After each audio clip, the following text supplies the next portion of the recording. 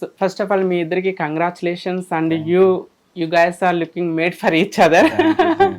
Happy married life. మీరు ఇలానే life long సంతోషంగా ప్రేమకు ప్రతిరూపంగా ఉండాలని, ఎంతోమందికి ఆదర్శంగా ఉండాలని నేను కోరుకుంటున్నాను.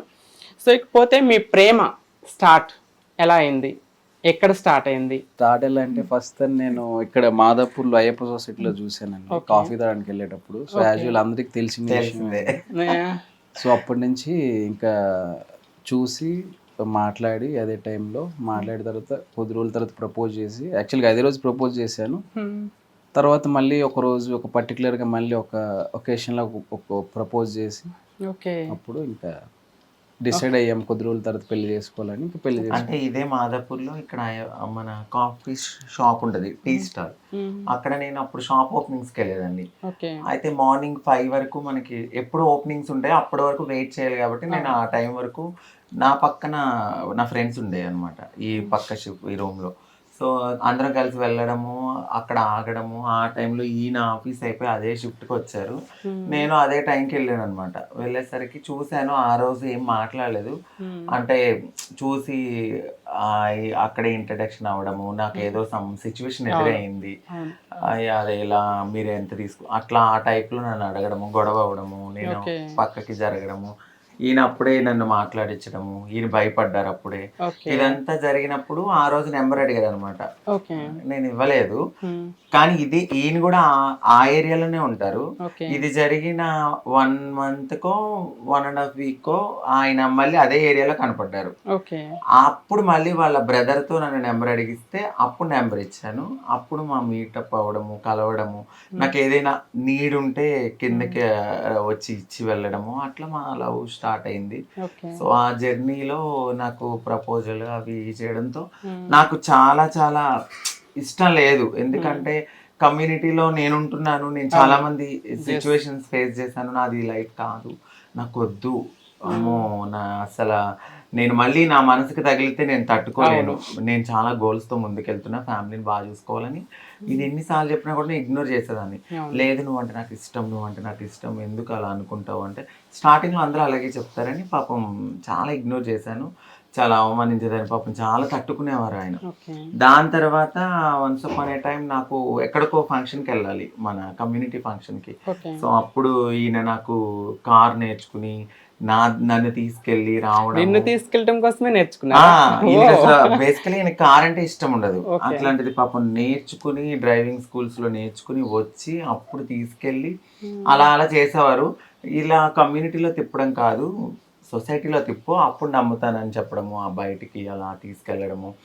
ఇంకా యాక్సెప్ట్ చేయడానికి ఒక వన్స్ అపాన్ ఏ టైం February 14th ఆ టైము ముందు డే నైట్ మా ఇంటికి వచ్చారు.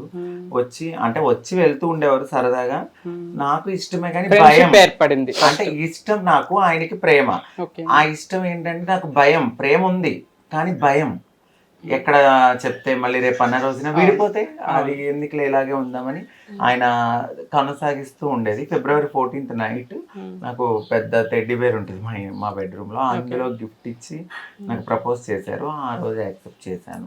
1 year తర్వాత ఆ తర్వాత ఇంకా ఏమన్నారంటే పెళ్లి చేసేసుకుందాము అని అన్నారు. ఒక 1 monthకే 1 monthకే పెళ్లి చేసుకుందాం అంటే లేదు ఇంకా చాలా ఉంది, వద్దు, 1 yearకే పెళ్ళి ఏంటి అది ఇదని నేను అన్నాను.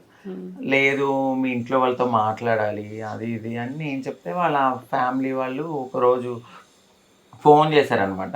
ఫోన్ చేస్తే నేనన్నాను మీ ఇంట్లో వాళ్ళతో చెప్పు, నేను అప్పుడు నమ్ముతాను, అందరి ముందు పెళ్లి చేసుకుంటామంటే అని నేను అన్నాను. వాళ్ళ మమ్మీ ఫోన్ చేస్తే ఇలా ఇలా అని చెప్తే కాదు, అప్పుడు నేను కొంచెం సన్నగా ఉండే, సన్నగా అమ్మాయిలా కనపడ్డాను వాళ్ళ అమ్మవారికి. అదేంటి ఎప్పుడు లవ్ చేసావు అమ్మాయిని అది ఇది అని అన్నారు. ఆ అమ్మాయిని కాదండి నేను ట్రాన్స్జెండర్ అని చెప్పు అని చెప్పాను. ఏంటో ట్రాన్స్జెండర్ అంటే వాళ్ళకి అర్థం కాలేదు.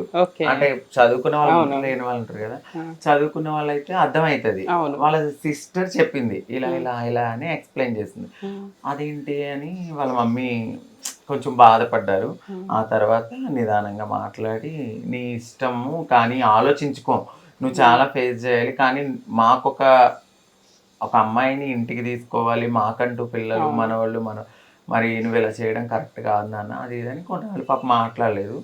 అయినా కూడా ఫేస్ చేసి ఇటువైపు ఆఫీస్ స్టాఫ్, ఇటువైపు అందరూ చాలా చాలా చాలా మాటలు అన్నారు పాపం. అలాగే తట్టుకుని ఇంకా మే 10th, ఇదే మే 10th మా యానివర్సరీ. ఇప్పుడు మే 10th మా యానివర్సరీ. సో యానివర్సరీ టైం వచ్చేసింది. ఆ మే 10th ఈయన లేదు పెళ్లి చేసుకుందాం, ముహూర్తాలు ఉన్నాయి అది ఇదని మా కమ్యూనిటీ వాళ్ళతో మాట్లాడు, అలాగే మా అమ్మ వాళ్ళతో కూడా మాట్లాడి వాళ్ళతో కూడా యాక్సెప్ట్ చేయించుకుని అప్పుడు మే 10th మేము మ్యారేజ్ చేసుకుని, అదేమైందంటే ఒక వీడియో పోస్ట్ చేయగానే అది వైరల్ అయిపోయింది అనమాట. అవును, నేను కూడా చూసాను. అండ్ యూనో కదా అంకిత, మన ట్రాన్స్ కమ్యూనిటీలో ఒక అబ్బాయి ప్రేమించి పెళ్లి చేసుకుని అది ఫ్యామిలీ నొప్పించి చేసుకోవటం అంటే ఇట్స్ ఎ గ్రేట్ థింగ్. ఎందుకంటే మనం సొసైటీలో రోజు చూస్తూనే ఉన్నాం, మనం ట్రాన్స్ అనగానే నాకు ఎదురైంది. ఇప్పుడు నేను మాకు బ్రదర్ ఉన్నాడు, మీ బ్రదర్ కూడా ట్రాన్సేనా అని అడిగే రోజులు ఉన్నాయి. కొంతమందికి అవేర్నెస్ లేక ఇవి ట్రాన్స్ ని పెళ్లి చేసుకున్నాడంటే అబ్బాయి మొగాడు కాదు, అట్లా పిచ్చి పిచ్చి ప్రశ్నలు తెలియక అట్లా అంటుంటాం. ఈ అన్నింటినీ సొసైటీని ఎదిరించి పెళ్లి వరకు వచ్చిందంటే ఇట్స్ గ్రేట్ థింగ్.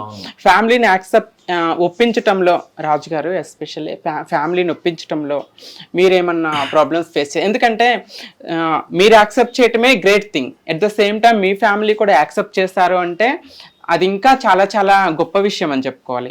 మీ ఫ్యామిలీని ఒప్పించడంలో ఎటువంటి ప్రాబ్లమ్స్ ఫేస్ చేస్తారు? ప్రాబ్లమ్స్ అంటే ఎటువంటివి లేవండి, వాళ్ళకి అర్థమయ్యేలా చెప్పానండి. ప్రతి విషయం ఇలా ఇలా ఉంటుందని చెప్పేసి ఎక్స్ప్లెయిన్ చేశాను వాళ్ళకి అర్థమయ్యే రీతిలో. సో ఏ స్టేజ్లో వాళ్ళు అర్థం చేసుకోగలరు అది నేను గెస్ చేసి అలా వాళ్ళు కూర్చోపెట్టి, ఇది ఒకసారి అయిపోలేదు, ఒక 3-4 సార్లు ఇంటికి వెళ్ళి కూర్చోపెట్టి ఇలా ఉంటుంది ఇలా ఉంటుంది ఇలా ఉంటుంది. సో పెళ్లి చేసుకోవడం అయితే పక్కా, కానీ టైం తీసుకున్నా పర్లేదు, కానీ పెళ్ళి మాత్రం తన్నే చేసుకుంటాను. అది మాత్రం మీరు ఒప్పుకున్నా ఒప్పుకోకపోయినా అది సెకండరీ. సో ఇది ఒప్పుకోవాలని కోరుకుంటున్నాను. సో ఇష్టపూర్వకంగా జరగాలనుకుంటున్నానంటే కొద్ది రోజుల తర్వాత సరే నాన్న నీ ఇష్టం, నువ్వు హ్యాపీగా ఉండి మాకు చాలు అని చెప్పారు mummy daddy. Great great. So మన కమ్యూనిటీని ఒప్పించడానికి నువ్వేమన్నా అంటే, కొంతమంది కమ్యూనిటీలో కూడా ఒప్పుకునే పరిస్థితులు లేవు, ఎందుకంటే నమ్మలేం, తర్వాత పెళ్లి చేసుకున్న తర్వాత మళ్ళీ తర్వాత కమ్యూనిటీలోకి వస్తారు ఇలాంటి, నువ్వేమన్నా ఫేస్ చేస్తావా? అయితే నేను మా వారు మా గురువు గారికి చాలా అంటే ఒక అబ్బాయి లాగా చాలా బాగుండేవారు, చనిపోయారు మా అత్తయ్య.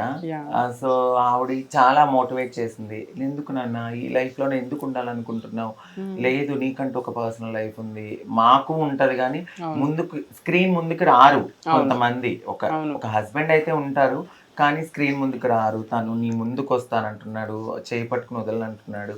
నాకు కూడా తెలుసు, నేను బేసికలీ చూస్తున్నా కదా, నాకు చాలా మంచోడు చేసుకో అంటే, లేదత్తయ్య నేను చేసుకోను అని కొన్నాళ్ళు అలా చెప్తున్నప్పుడు కూడా లేదు చేసుకొని చాలా మోటివేట్ చేశారు. బేసికలీ కమ్యూనిటీలో వీళ్ళే ఇలా చేస్తారని అంటారు, కానీ కమ్యూనిటీ ఎప్పుడు ఎవరిని అలా తప్పుదోవలో పంపించదు.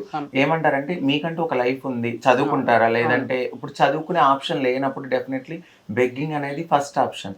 సో నేను కూడా బెగ్గింగ్ చేసే ఈ రోజు ఇలా ఉన్నాను.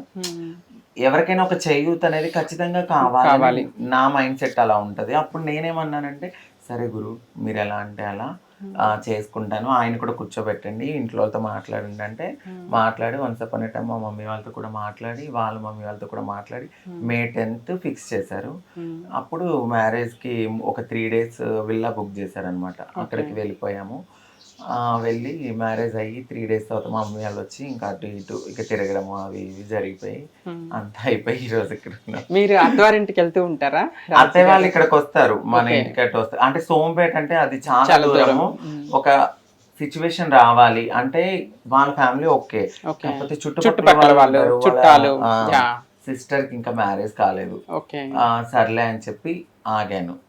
రమ్మంటారు, అసలు ఏ ప్రాబ్లం ఉండదు, కాకపోతే నేను ఇక్కడ ఇల్లు కొనుక్కున్న తర్వాత ఇంకా హ్యాపీగా ఉండొచ్చు అని ఒక ప్లాన్ తో అలా కాన్సన్ట్రేషన్ అలా ఉన్నాను.